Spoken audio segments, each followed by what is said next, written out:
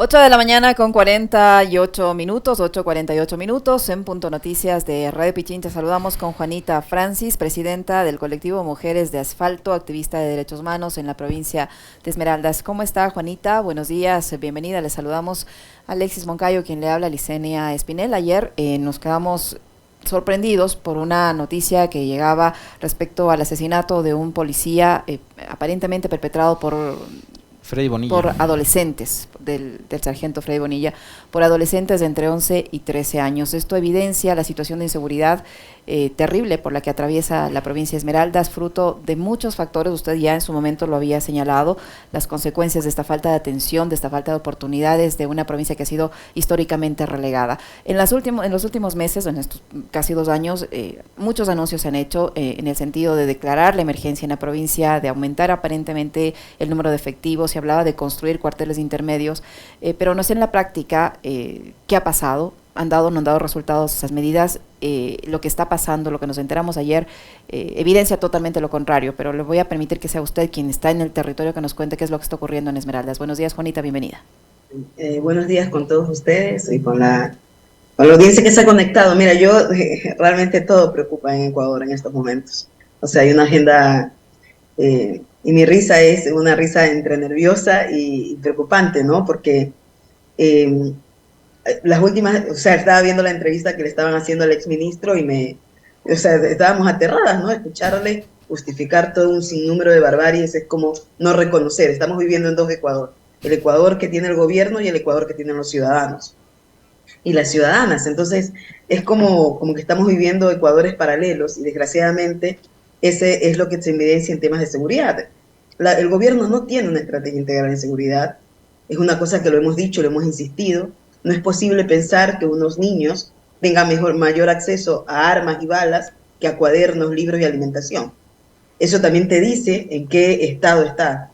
Lamentamos el asesinato de Freddy. Freddy trabajaba con las organizaciones muy de cerca y realmente ha sido doloroso para nosotros, ¿no? Para los procesos organizativos, los procesos comunitarios, porque era un elemento de la policía que colaboraba con la ciudadanía, ¿no?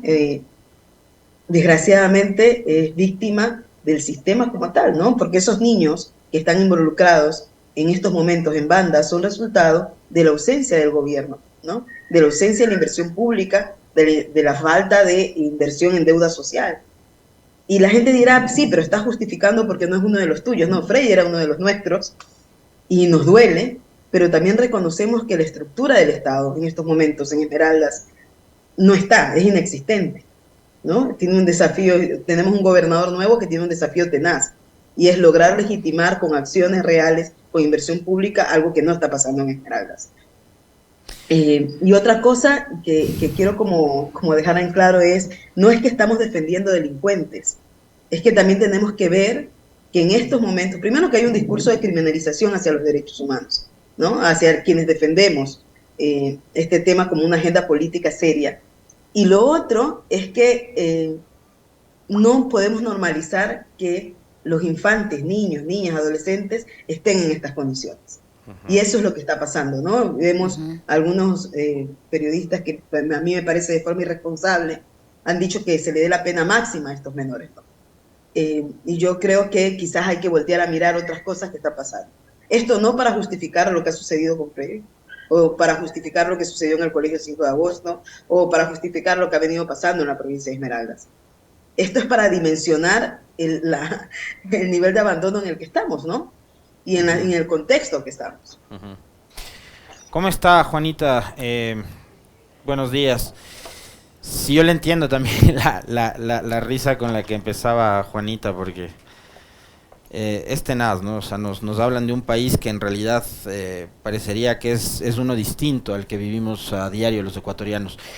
Yo quiero hacer memoria. En una de las primeras charlas que tuvimos con Juanita en este espacio, que además desde los pocos medios de comunicación que le abre los micrófonos a personas como Juanita, ella dijo, nos trajeron una guerra que nosotros nunca pedimos, o nos invitaron a una guerra a la que nosotros nunca quisimos ir, nos dijo Juanita. Y en esa guerra hoy están involucrando nada más y nada menos que a menores de edad, que a niñas, que a niños. ¿Todavía es salvable? La pregunta es esa, Juanito. O sea, ¿esta situación es reversible o estamos entrando a una espiral? Yo el otro día hablaba de la espiral de la violencia política, que es muy verbal, ¿no? El farfullismo este que hay en las redes sociales y de tales. Pero ya cuando la violencia se traslada al territorio, pero ya no tiene que ver con lo político, sino con otro tipo de actividades ilícitas, ya es mucho más grave. ¿Esto es reversible? Y si es así, ¿cómo debería empezar a trabajar el gobierno? Si es que algún rato le interesa hacerlo, por supuesto. O sea, mira, yo creo, primero que yo sí creo que es un tema político. O sea, yo sí creo que cruza por una agenda política porque desgraciadamente hablar de la falta de inversión pública es hablar de política económica y esa ausencia es visible en Esmeralda. Hablar de temas de seguridad integral es estrategia de gobernanza.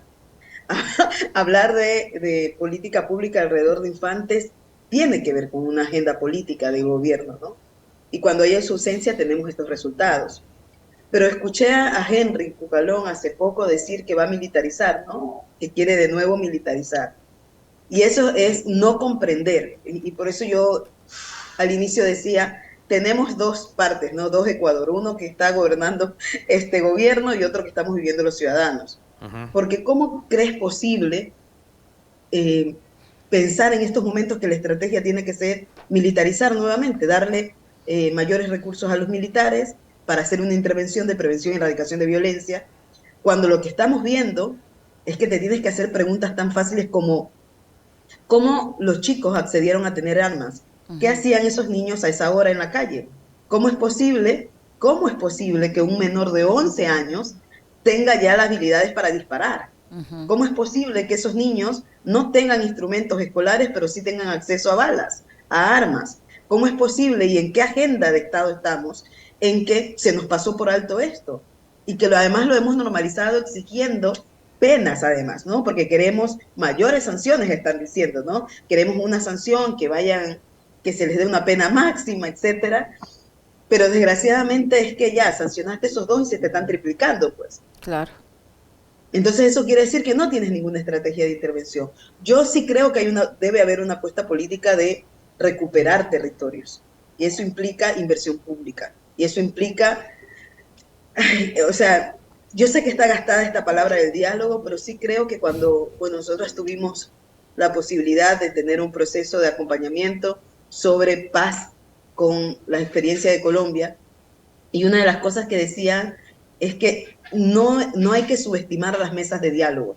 Desgraciadamente, lo que sucede en el caso de Esmeraldas, lo que sucedió en Ecuador, es que las mesas de diálogo eran entre los amigos que me caían bien. Y lo que pasa es que esas mesas de diálogo tienen que ser construidas desde la ciudadanía con el Estado, o desde el Estado con la ciudadanía. No se puede obviar los procesos territoriales, los procesos ciudadanos, porque presumimos que hay gente que no nos cae bien. Y esa no puede ser la medida de gobierno, ¿no? Eso no puede venir, esa metodología no puede ser aplicada desde el gobierno. Hablar de cultura de paz, de intervención social, de recuperar además, imagínate que tenemos un sistema educativo en Esmeraldas que aún a la fecha, mira cuánto tiempo ya tenemos de las olas de violencia, pero tenemos un sistema educativo que no tiene protocolos de intervención en época de violencia. No sé si ustedes se enteraron lo que pasó en el Colegio 5 de Agosto, pero justamente eso, de que tuvieran, y al lado estuviera el destacamento de policía, y que entraran estos chicos con armas a amenazar a los docentes, a disparar, a decir que iban a matar profesores, estudiantes y demás, y que no supieran qué hacer. El Ministerio de Educación no tenía ningún protocolo para activar. Y el destacamento de policía al lado del colegio. Entonces, no hay nada. Entonces, hemos pasado ya un año en esto, hemos pasado un año exigiendo, un año hablando de la cooperación internacional, de cómo intervenir, de aprovechar además los recursos de la cooperación para trabajar cultura de paz, de aprovechar además las relaciones que se tienen con Naciones Unidas y que además tiene experiencia para hacer el trabajo, pero desgraciadamente es un gobierno que está sordo, ¿no? Que está sordo y ciego y que le cuesta pedir ayuda. Ahora, tienen un nuevo gobernador, este gobernador estuvo participando hasta hace poco en las elecciones seccionales. ¿Cómo miran ustedes esa designación? ¿En qué medida él tiene antecedentes de querer contribuir para aliviar en algo la situación terrible por la que atraviesa Esmeraldas? Mira, el Frickson tiene un discurso bastante responsable. Aquí la cuestión es que el gobierno como tal le dé las herramientas para que pueda hacerlo. También reconocemos cuáles son los recursos que tiene un gobernador, ¿no? Y cuáles son, además, las capacidades que tiene. Pero ¿de qué sirve que tengas el gobernador, pero que la institucionalidad aquí en Esmeraldas no esté funcionando?